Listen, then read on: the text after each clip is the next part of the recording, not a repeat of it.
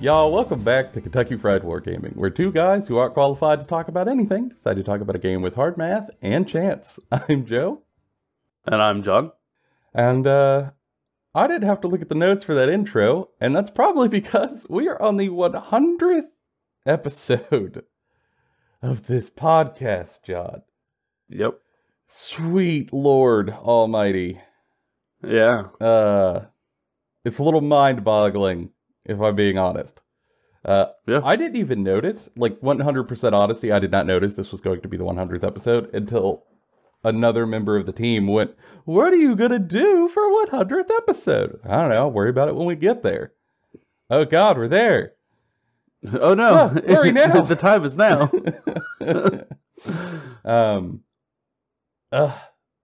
It does not feel like 100 for me, but it's been a good time. And we wanted to have an episode where instead of talking about 10th edition or community feedback or conquest, because I badly want to talk about that, we instead just kind of take a little bit of time to pull back and talk about us, the show, how it's been for 100 episodes, where we hope it's gonna go in the next 100 episodes, and kind of just chit-chat about our journey with it. You said another 100 episodes, and my brain went... John, now we're doing way more videos. It's true, we are doing way more videos. But before we do that, as always, hobby time and games played.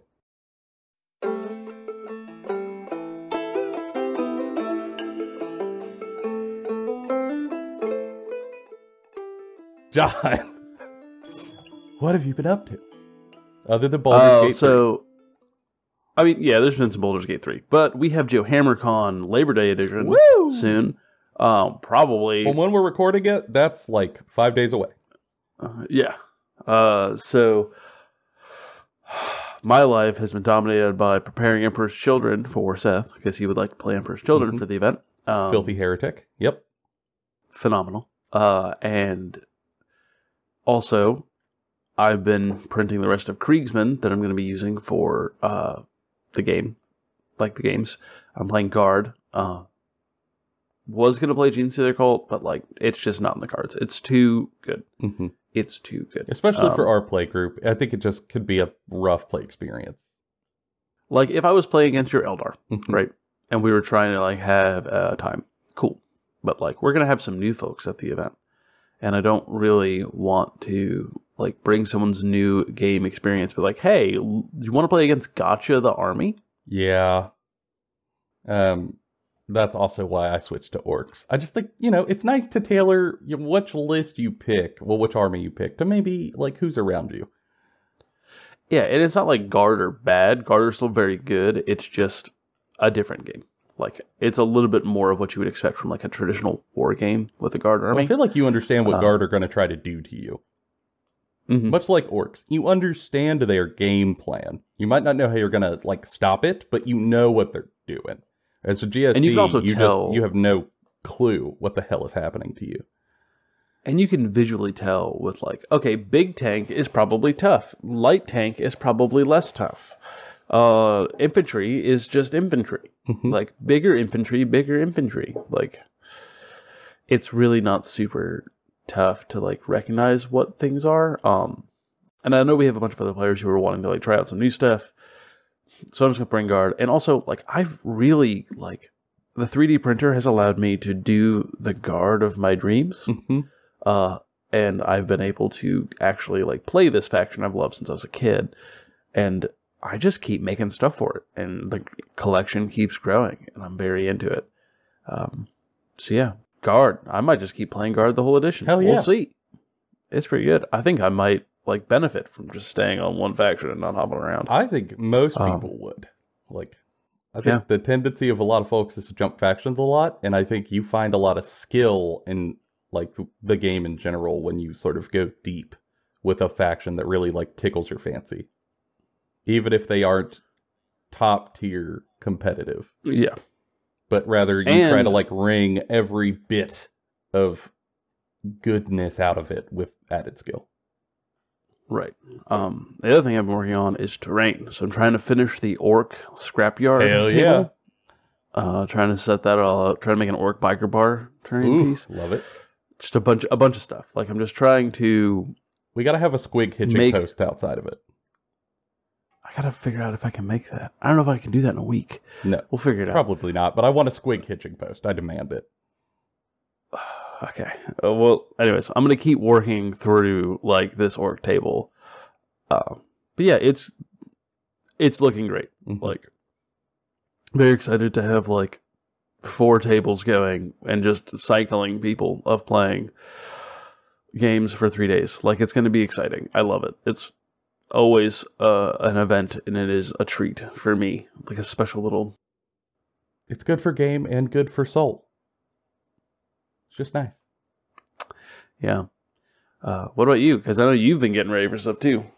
Oh, buddy, have I. In addition to just like house cleaning and stuff, because I host, which comes with like its own bundle of things that have to be done, which like, no biggie, it is what it is. I have been prepping orcs like a madman. I don't know where we ended the last hobby progress, because it all becomes a bit of a blur. But I finished all of the orc boys that I might have had in progress at the last touch point. And then I primed, sub-assembled, and fully painted a kill rig.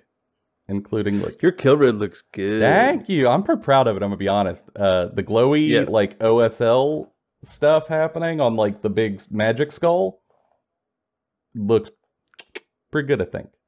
You should take some pictures for our viewers and put them on Instagram so they can see it. I'm waiting for my lovely lady wife to take pictures of, like, the mini units I have painted. But she is busy, like, being in the Matrix or whatever. Yeah, like, you can... I think the viewers would love to see your work, because your work is arguably, I say that generously to myself, better than mine. I think you could attain what I'm doing. It's just, you gotta know the sequencing. Mm-hmm. Like, honestly, a lot of this isn't, like, detailed, skilled brushwork or, like, feathering or anything like that. It's just, like, composition and order of operations. And being willing to, like, spend more time on a thing than you anticipated. Because, God, the kill rig took me way longer than I thought. You also just generally have a brighter painting style. I do paint them brighter for the orcs especially, but it's because I'm using streaking grime at the end, which I know shoves the colors way down. So yeah, I still paint stuff dark and then just go, what about if I make it darker? Yeah, I tried that at first, but I found that when I put them on the table, I couldn't tell what it was from like 3 feet away. So after that sort of experiment where I done goofed because I was doing like dark brown, like earthy browns, and then I put streaking grime on it, and then it was all black. Essentially, like, hard to tell what it was. So now I started a very, very bright tone for everything, which means it looks like ass for like 70% of my painting process. It looks terrible. It's like baby's first Mad Max toy. Like, it's all bright primary colors. God, it looked awful. But, like, eventually you put all the streaking grime, you pull that off, and then, wow! That looks better in person. And then everything pops. So I probably spent 10 to 15 hours on that kill rig after I got the boys done. And then yesterday I did a unit of 3 mega knobs in a day. Ew. Yep. It was... I'm really happy with how they turned out. I was not sure how I was going to paint them. They have been sitting primed for a long time, because you ever look at a mini and your brain is sort of like paralyzed by how you're going to approach something like it? Mm-hmm. And for me, it was because they were like all metal, which I don't do often. Yeah, I feel that, but with like 200 guardsmen. Mm-hmm. Mm-hmm. For you, it's all like overcoat, all trench coat. Yeah, it's true. Me, is because they were all like they're mega knobs. They're in like big slab armor. Like, how the hell am I going to paint this and differentiate? And I eventually figured it out. Just running hot off the process of the kill rig. Just, all right, don't think, just go. Don't think, just paint. You'll figure it out. Mm-hmm. Yeah, you just got to adopt the orc mindset. No think, just go. And it worked out. Felt my way out the other side. Mega knobs done in a day. Now I'm working on a truck. It's got some like boys and a couple goblins hanging off of it. So I'm gonna try to like do some interesting color shifts there from like yellows to oranges. So I got that primed and then did some blending on like the base body color. And now I'm working my way through the base coats of that before I'll streak and grime it and weather it at the end.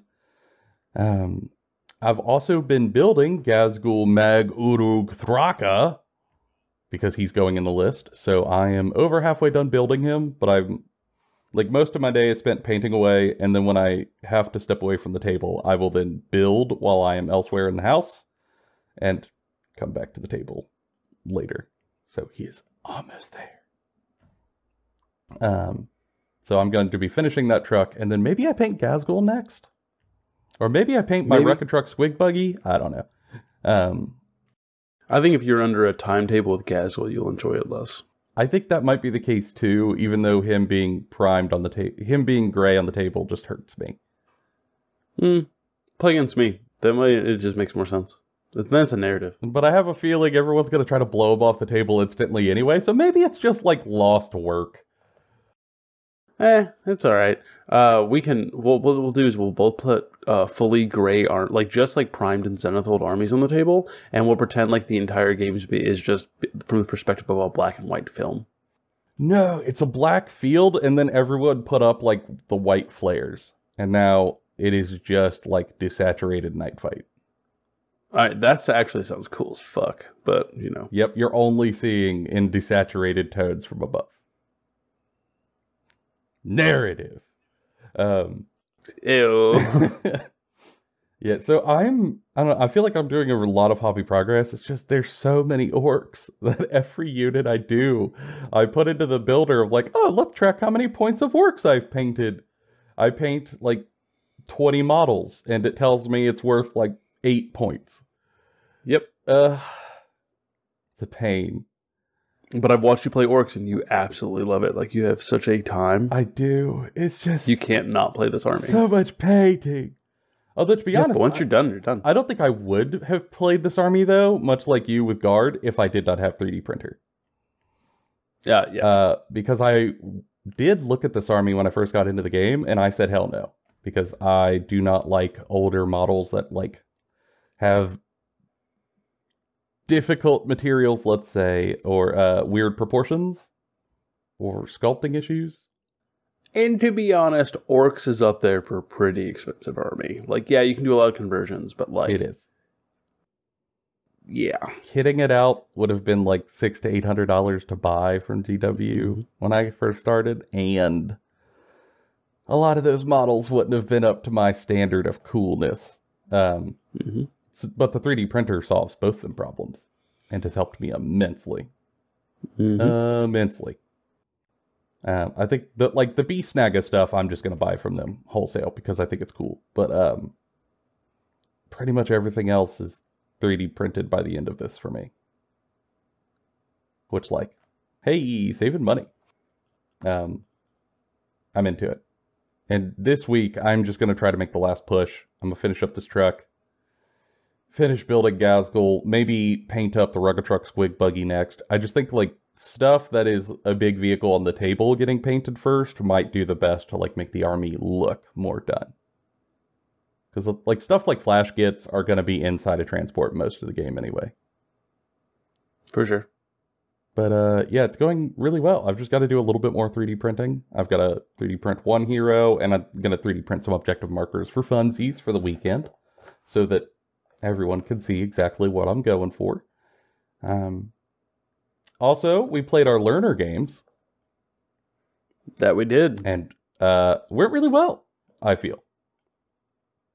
Yeah, introducing new people to the game is always a treat. And this time, and with this edition, I think that it's easier than ever. Really, it is not hard to teach a new person how to play 10th edition. If you want to get, like, super competitive, yeah, it's going to be a lot more interesting.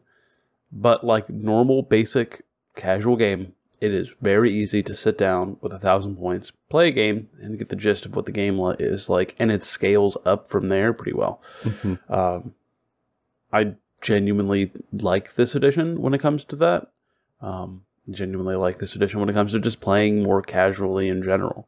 I think that's a sentiment a lot of people have right now too, is maybe competitively isn't the greatest, but like having a lot of fun with those garage hammer times, which I think is healthier overall. Yeah. It's kind of why I've been avoiding going to like shops and stuff, because I feel like their experience is far different than my experience, and I don't want it to like cross trickle to sort of slightly hurt my good time. Yeah. Yeah, I think that if you purposefully build like a hyper efficient list, you are going to find that some factions do it better than you, and you will feel bad about it. But if you just build the list the way that you think the army should play, generally in like a more casual way, it's generally pretty okay. There's a couple outliers, like the big three of Eldar, Custodes, and GC, they're called, are still like pretty strong. With Custodes probably being the least like bully of those. They're still quite good. Yeah. We had to make a couple of changes to like help people learn. So we did no like faction stratagems, 1,000 points. We predetermined deployment and mission type to not like overload info. And that made it to where they could focus on the core rules of like how does everything sequence and how does dice rolling go and movement and stuff like that, rather than trying to remember all the accoutrement. And I think that like introducing the faction rules, like the faction stratagems and the randomized stuff in game 2 would be pretty easy. I think it's doable because I think the core basics of the game work really well, especially for teaching someone new. Yeah. I just don't think it is, for many people, it's good to try to overlap learning the base structure and the extras, because that's a lot. Yeah, there's just a lot. Yeah. But once you don't have to think about too. Okay, command phase. Okay, shooting phase. How does shooting work? How do I make my attacks? Okay, what's strength versus toughness? How does AP do? What does that do? Like, and then once you don't have to think about all of that, and that's all on autopilot, now you've got brain space to try to like open up with stratagems. Yeah, a lot of the game is just how much of the like core can you just remember and fly through so that you can get into the minutiae. Yeah, like I mean, we've done it. Like we've gotten to the point where we're just like, yeah. Just tell me your stats. Cool, I'm just doing all the rolls. Stop me if something is important. Yeah, stop me if you want to Overwatch. Let's go. Yep, this whole thing. But yeah, God, so much hobby, so much fun, and it's been a blast. Much like this podcast. And we should probably talk about it. Yeah, we're going to talk about it.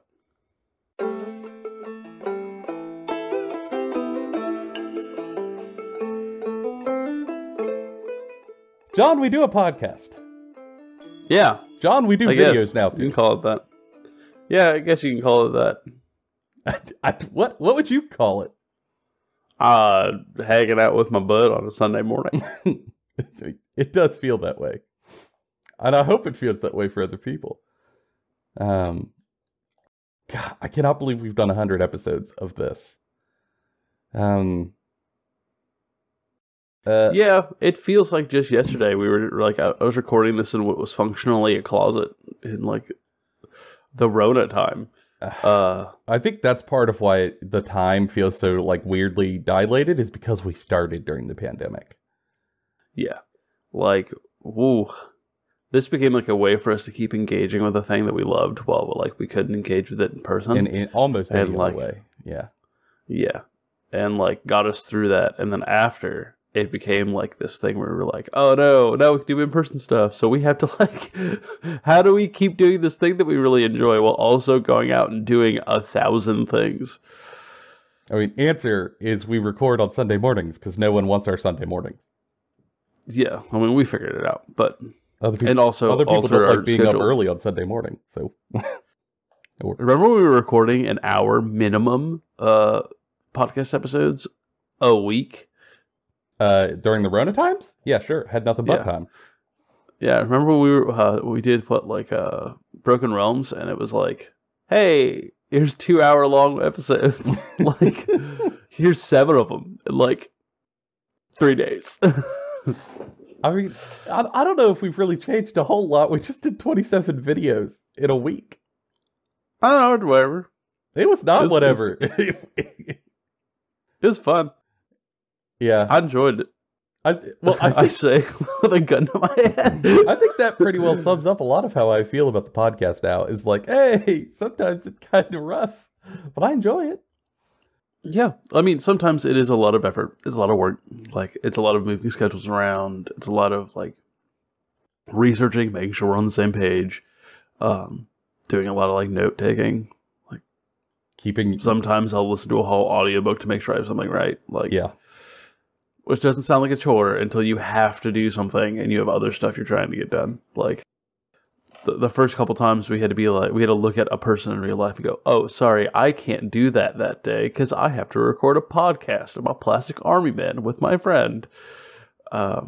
Was like a weird thing. Weird look. Especially when some people, they'll go, oh, so like it's popular. Like, not really. And like they'll be like, so why do you still do it? I'm like, well, because like the people who do like it really enjoy it, and I really enjoy making it. So like, yeah, I think the weirdest thing to tell people outside of it, because they're used to like especially for more like vanilla people, when they hear podcasts, they think like the Joe Rogan show or like one of those other big ones. Like, oh, like you must make money off of that. No. Yeah, quite the opposite, good sir.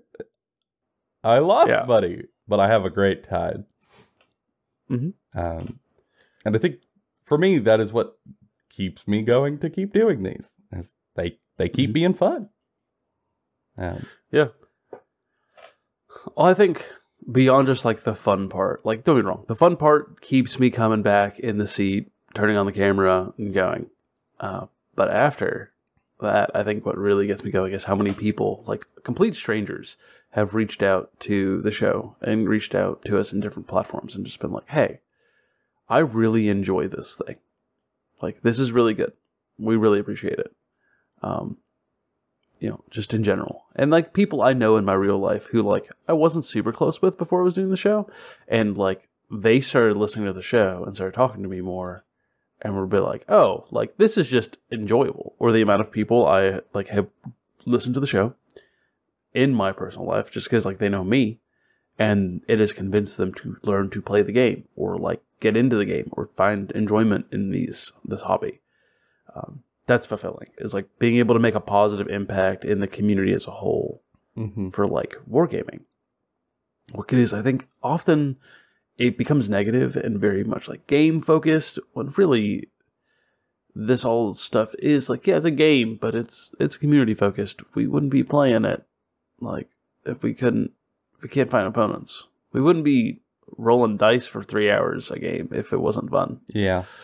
And I think for me, that's one of the big realizations is as we've talked about different games, it's like, okay, Warhammer 40K is the biggest game, like in the tabletop space. Like, of course, they're colossal. They're huge. They've got the most market share. They've got the best players. They've got a lot of history. It is really big. But through the show, I've been able to play other games, but also like talking to people and using it as a way to connect with people. And for me, one of my big sort of aha moments was like, even if Warhammer 40K ended tomorrow, it just deleted from the universe. Tyranid Swarm landed in England, ate the headquarters, it's gone. I would still show up to continue to play these games because there's still cool people to try to play them with. And that's a thing I like more and more about the hobby, as opposed to just like the statistical math of what is good in any particular system.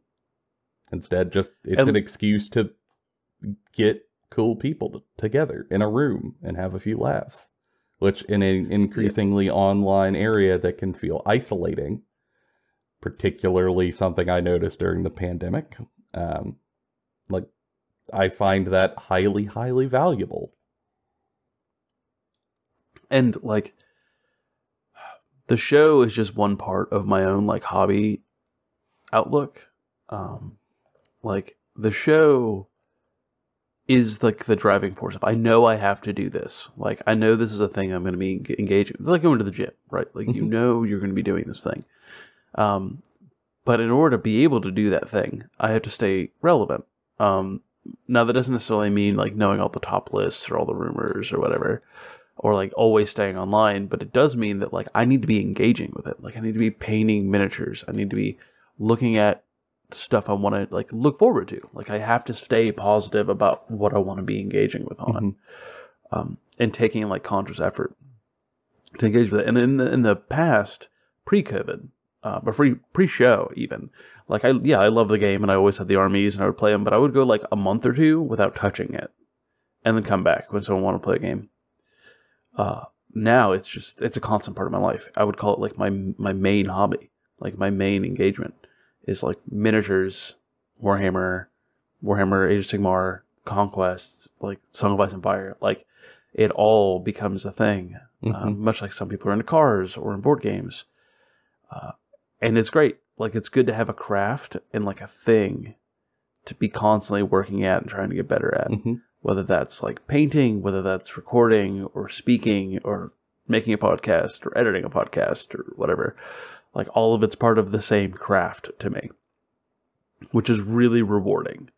Whereas oftentimes the rest of life can be less rewarding with the way our society is built. And it's nice to like see that both in the people I see in everyday life and like that I engage with online, or when I go to events of like, oh no, I spent 3 months building and painting this army and this terrain, and now I get to play a game with people. Like, it feels phenomenal.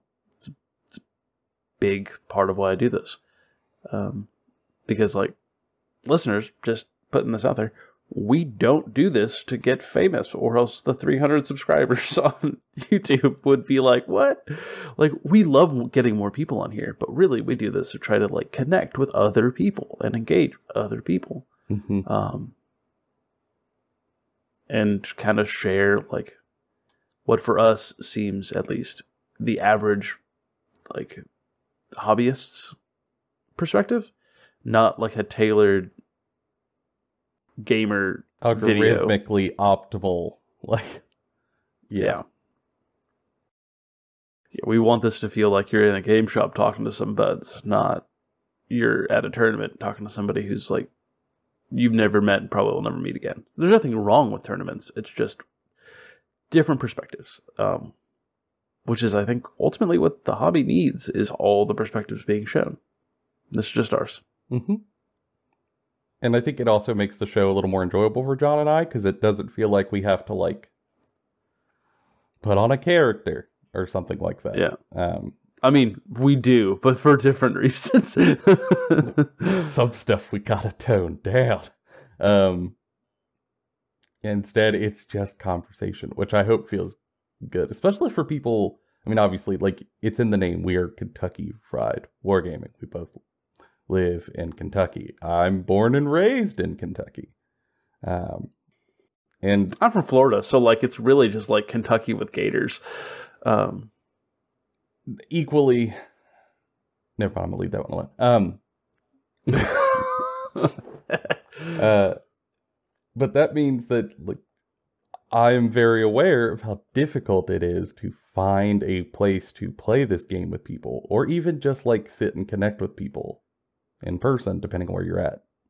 Particularly if you're in a place that's pretty rural, you might be SOL. Like, you very well might be. And that, yeah, I mean, sucks. Because like it's a thing we've talked about on the show before, but like the degradation of game stores, right?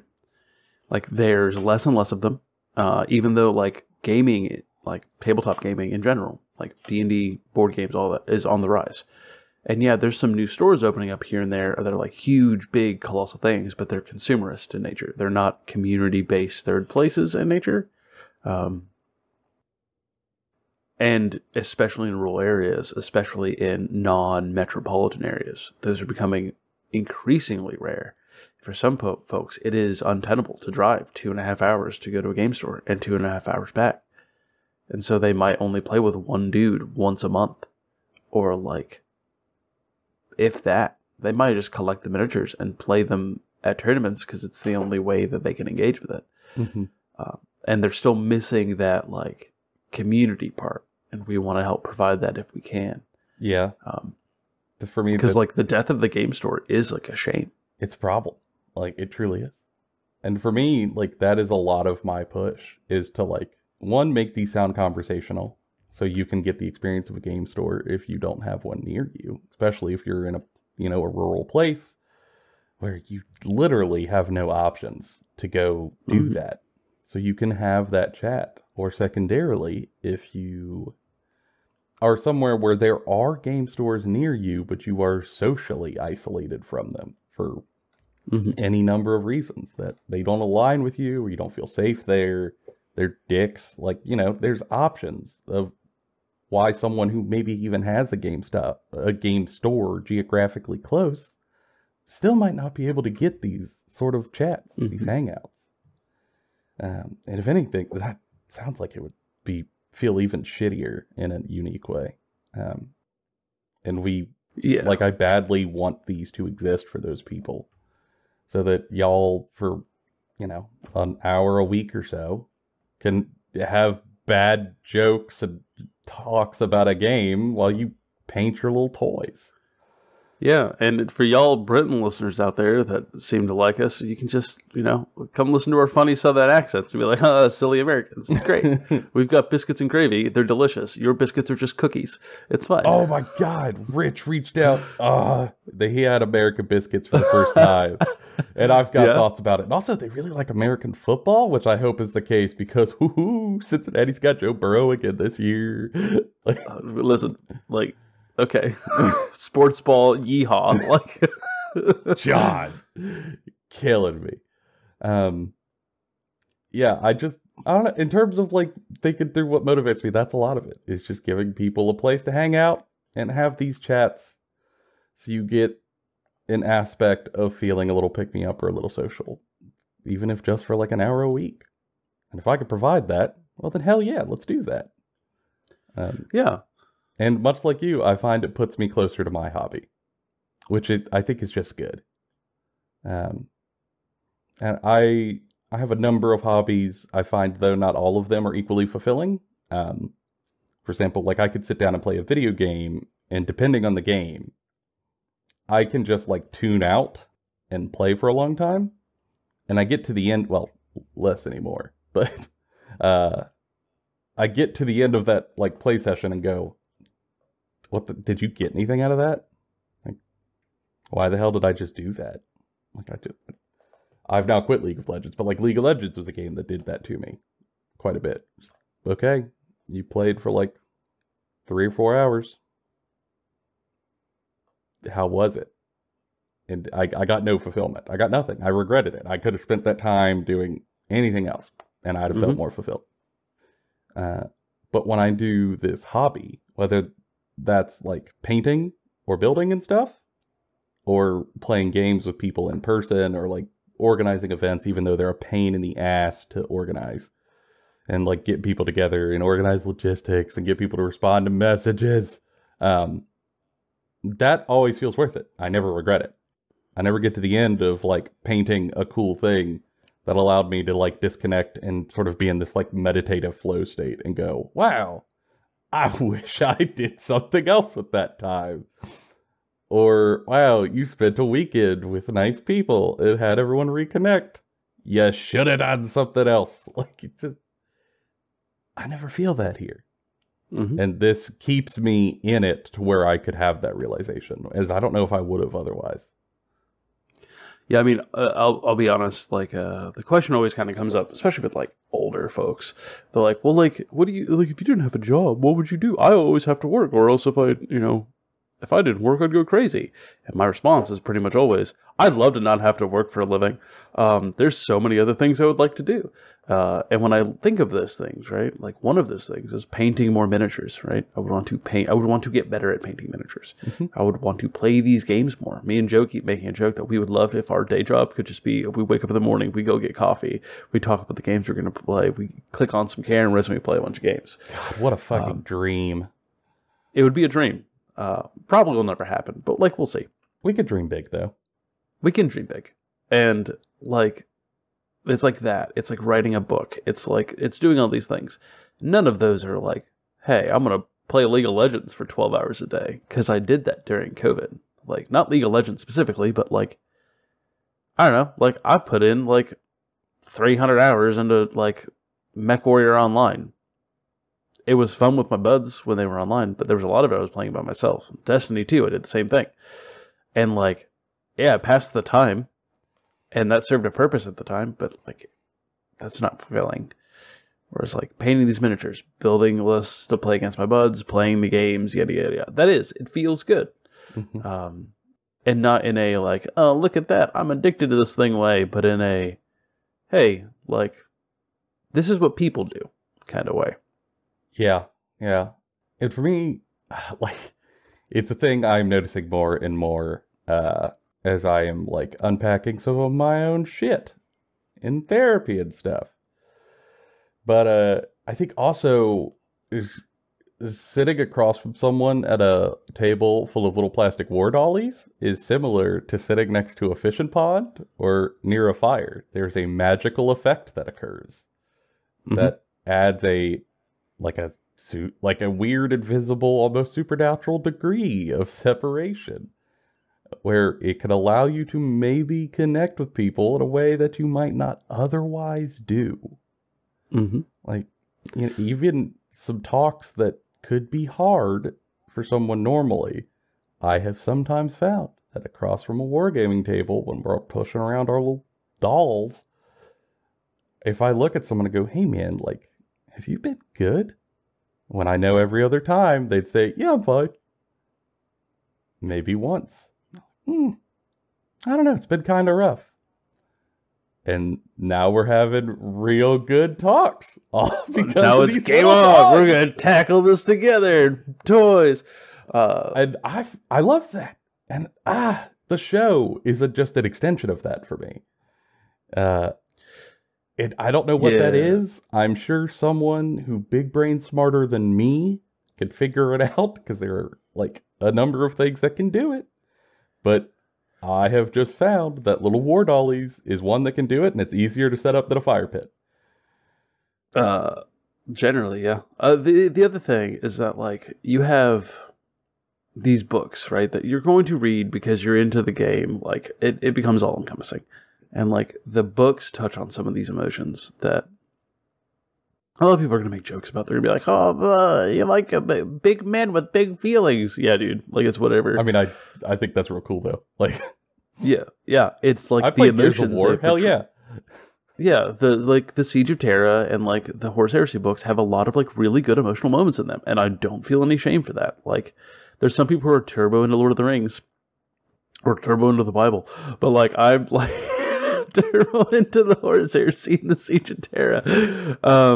Where it's got really good fables and stories and, like, emotional, like, things to really kind of, like, push this idea that, like, it touches on emotions that are hard to just to, like, talk about with people, right? And there's enough emotions in those that, like, I've read the books, Joe's read the books, our other friends have read the books, and then we've gone, yeah, so, like, I associate myself really well with this character. And they go, oh, man, so that's your trauma. Cool. Let's talk about that. Like, doors kicked open. I'm here.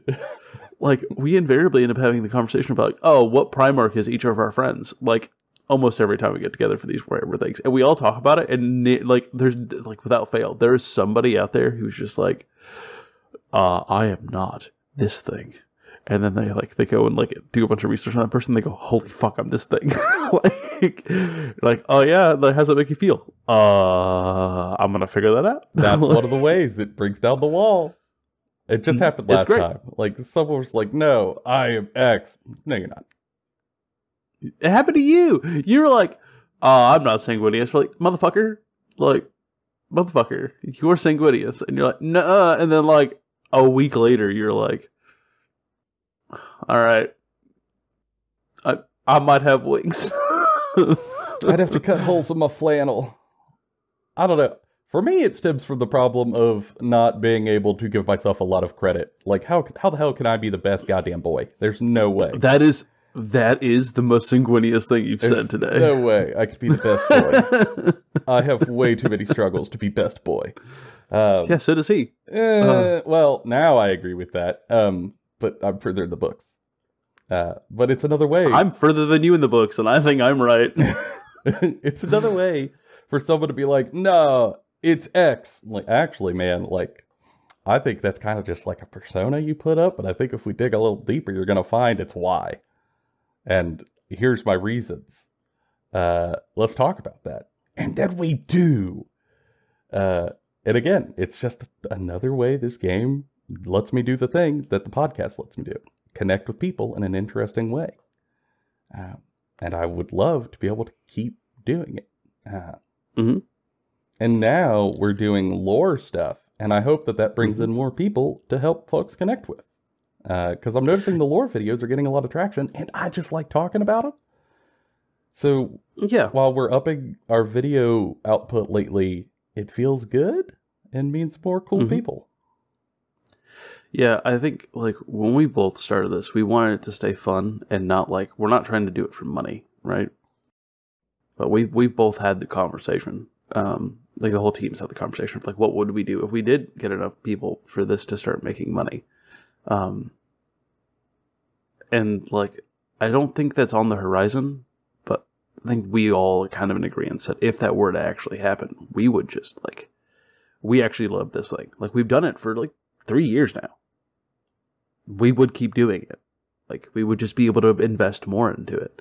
It's not like this idea of like, oh, it's like a day job. Like, no, it's like a passion. Like we genuinely enjoy doing this. There's effort there, but it's not like terrible. Like, oh no, I have to do a thing I like. Sometimes it means I gotta like pull myself out of bed and put on pants. Oh no, like, oh no, what's an early morning alarm? But like, worth it. You know, deal with it. Like, cool. Yeah, like, I get to enjoy doing this thing. I think the hardest. And yeah, it doesn't make. Go ahead. It does make money, but like, it might one day. But that's not the reason I do it. If it did, cool. Like, love y'all listeners. We're gonna keep putting stuff out. At no point are we ever gonna make content that is only paid. Yeah, like, never. If anything, we want to avoid paid content in general because we just want more people to be able to engage with it. I've got weird feelings about it. We have talked about opening a Patreon. Now that we've gotten to a quality of a point where I think it might be worth like charging very small amounts for optionally if people want extras and to support the show. Right. But I don't want to ever lock stuff behind it that's like videos or anything like that. Just make it all extras. I also am not opposed to, we've done some discussions, like people have talked about Discords and wanting to hang out with other people who are similarly minded. And I think that'd be great. Maybe put that behind like the lowest $1 tier to like, yeah, bot gate the Patreon so that it's not just spammed with shitty bots the whole time, as happens in some other Discords I have seen. Yeah, like it's just trying to preserve the community aspect and not monetize it. Like, we don't want to capitalize the show. We just want to improve it. And we only have a small amount of resources to work with. Because we all work day jobs. Yeah. And we got bills and stuff's expensive, man. Food ain't getting cheaper. But no, food prices don't count in the inflation calculations, John. Cool. That's neat. Cool. Fucking. Yeah, it just, there's stuff coming. I think for me, the rough thing recently that kind of like checked our motivation for the show to see like, all right, how much can you weather a storm was, good God, y'all, the faction focuses. That was so much work on the back end. Because like, we couldn't pre-record any of them because of the way they dropped, meant we had to do them all stacked on top of each other. And boy, howdy. What a, that was a time. But it also, like, gave us a moment where we, like, me and Joe had an epiphany moment where we sat down on a Saturday and we were going to crank out like 7 videos or something like that. And we had most of during the work week done it, like after the work, and we were already eat dinner and like, we're like, all right, let's fucking do it. And we do it. And we're like, all right, cool. We did a couple. We're going to go like crash. And then Saturday morning, we both got ourselves coffee and we sat down, we shot the shit for an hour and then recorded the first video. Shot the shit for a little bit more, like about the next video, and went back and forth. And by the end of it, we had gotten like 6 done. And we were like, wow, that was fun. Like, that was actually engaging. None of that sucked. That all felt great. And we were like, we could do that every day. Easy. Like, we could do that every day. Like if that was the actual job we did, that would be fulfilling. That would be engaging. Yeah, I think the hard part is that we were putting in roughly like 6 hours a day recording, because you had to like read every faction and then make your notes about them and your thoughts about them and then compile show notes and like then actually record and then do that for every single faction. So like it's about 6 hours a day, and we did it for 6 days, 7 days, and 6 hours of work when you've already pulled like an 8 or 9 hour work day starts to feel like a lot. But Saturday was eye-opening. Just so much less taxing.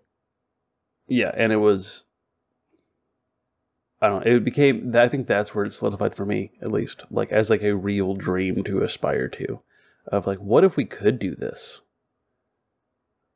all like to a big scale? Like, because we would love to continue making bigger and bigger stuff. We just gotta get there. Because like we know there's a lot to improve, right? Like we've had people ask about battle reports. We'd love to, can't right now. Like logistically, don't have the equipment. I wish. Don't have the equipment.